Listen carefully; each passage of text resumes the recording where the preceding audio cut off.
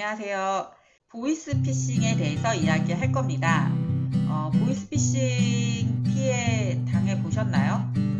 제가 주변에서 보이스피싱 당했다라는 얘기를 하니까 제 주변 사람들은 하고 잘 믿지 않았어요. 아니면 굉장히 의아해했어요. 왜냐하면 평소에 저의 성향이나 제가 갖고 있는 그런 어떤 조심성, 그리고 제가 알고 있는 어떤 지식이 보이스피싱을 당하지 않을 거라는 생각을 했었던 것 같아요. 제 주변 분들이. 근데 저는 보이스피싱을 아주 된통 당했습니다. 근데 나름 선방했고 나름 굉장히 잘 막아냈다라고 생각을 해요. 그래서 제가 보이스피싱에 제가 당한 내용에 대해서 어떻게 해결해 나갔고 어떻게 일들이 진행됐고 저는 어떤 대응을 했는지에 대해서 아주 상세하게 제가 몇 편에 걸쳐서 이야기를 해드리도록 하겠습니다. 왜냐면 저는 별 지식이 그렇게 많은 사람이 아니에요. 그쪽에 대해서 당연히 첫 경험이고 저에게도 당하지 말아야 될 일을 저도 당했지만 그걸 해결하는 과정에서 저는 되게 많은 걸 배웠고 정말 우리나라 법에 대해서 더 신뢰하게 됐습니다. 많은 분들이 제 영상을 만약에 보고 이런 일이 없으면 더 좋겠고 이런 일까지 당할 수 있다라는 거를 좀 알아도 좋고 절대 제가 이런 일이 만약에 당해도 어떤 대응법이 있다라는 걸 알고 계셨으면 좋겠는 마음에 제가 영상을 이렇게 굉장히 부끄러워요. 어떻게 보면 이런 일이 당했다라는 것 자체가. 그런데 그 부끄러움을 그냥 눈을 감고 더 나아가서 많은 분들이 이런 피해를 안 당하길 바라는 마음에서 영상을 찍는 거니까 잘 봐주시고요.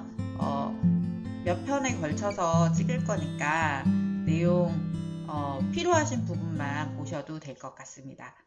그러니까 제가 보이스피싱을 당했는데 어떻게 당했냐면 맨 처음에는 대출을 알아봤어요.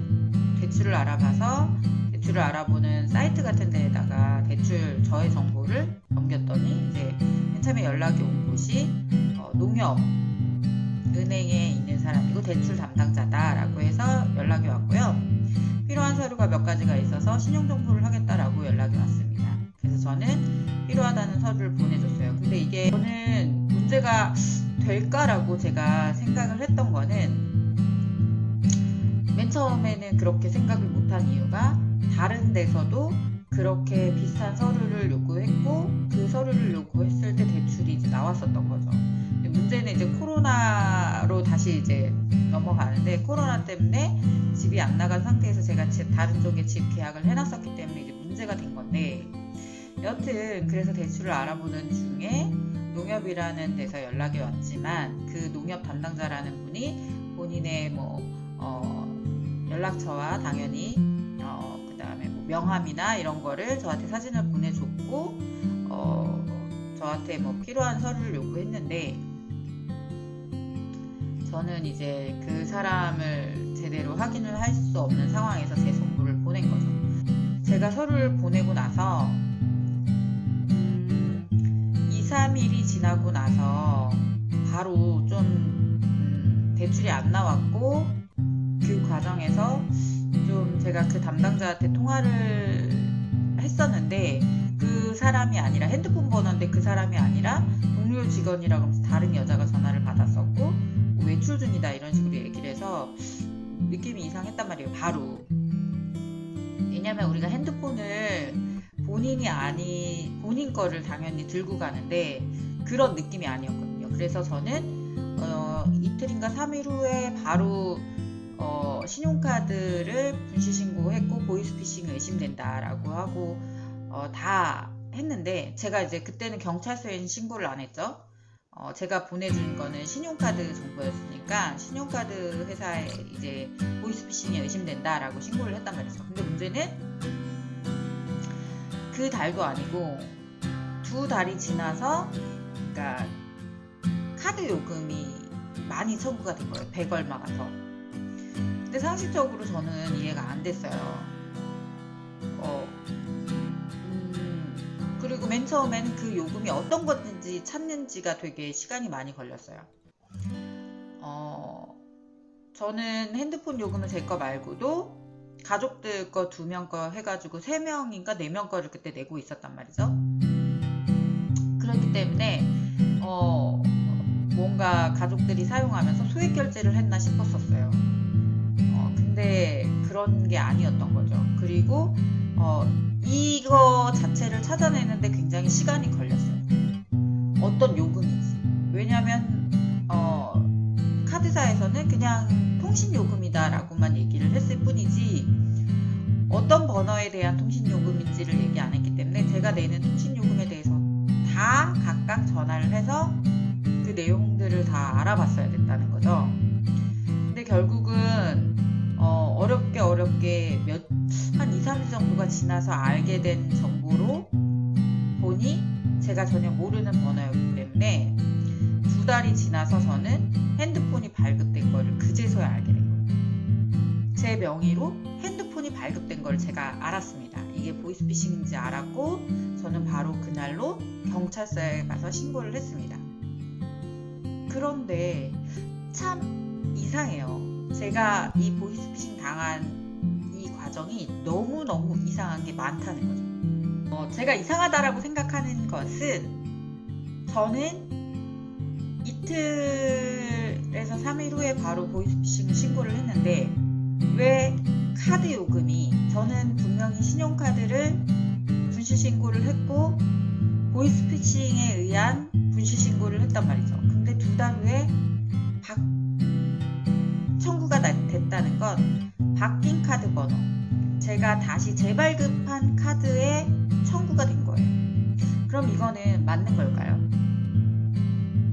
저는 여기서부터 제가 보이스피싱 당한 거에 문제점들, 허점들이 계속 드러납니다.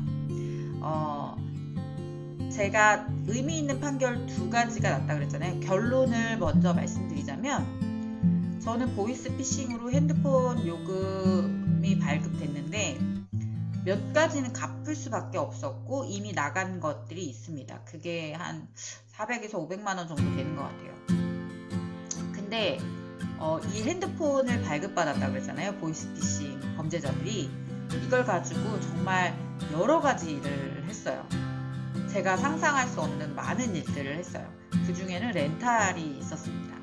렌탈이 한 업체만 있었을까요? 저는 그렇게 많은 렌탈 업체가 있는지도 몰랐고 그렇게 많은 것들을 렌탈할 수 있는지 몰랐어요.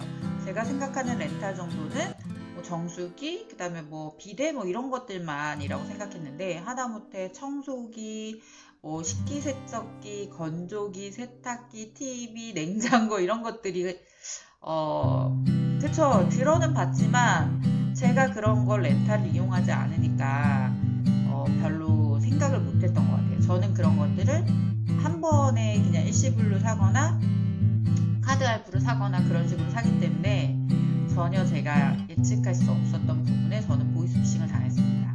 그러면 그 피해 금액이 얼마냐?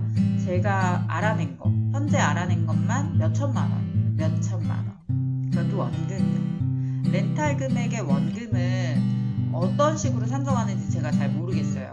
렌탈 총액이 원금이 되는 건지 물건 값이 금액인지 모르겠지만 일반적인 할부를 생각할 때 그렇지 않을 거예요. 그 원체의 가격이 아니라 렌탈한 금액 자체가 아마 원금이 될 텐데 그렇다면 저의 피해 금액은 몇천만 원의 1.5배 정도가 될 수 있을 것 같아요. 그러면 거의 1억 원 가까이의 손해를 보게 되는 거죠. 저 같은 피해를 당하시는 분이 있을까봐 제가 지금 영상을 찍는 거예요. 그래서 저는 어떻게 해결했냐? 다 해결을 했습니다.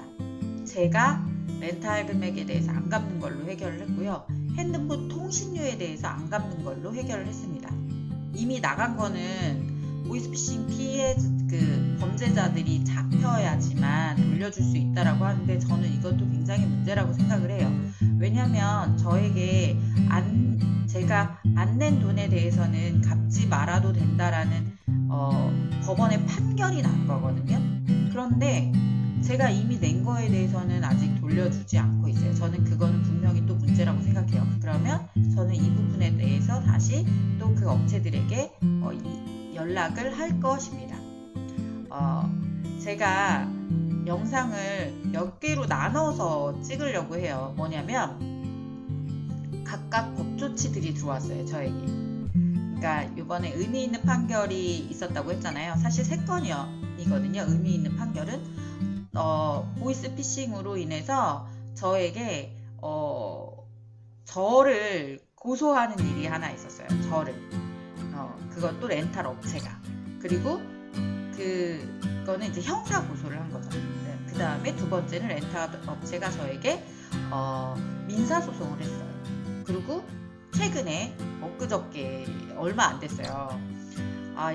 이게 진짜 마지막 1월인가 이제 저에게 연락이 온 건데 핸드폰 요금이 저에게 왔습니다. 근데 이 모든 것들이 다 취하됐고 취소됐습니다. 이거에 대해서 제가 상세하게 각각의 법 조치를 어떻게 대응했고 그런 거에 대해서 각각 올리도록 할게요.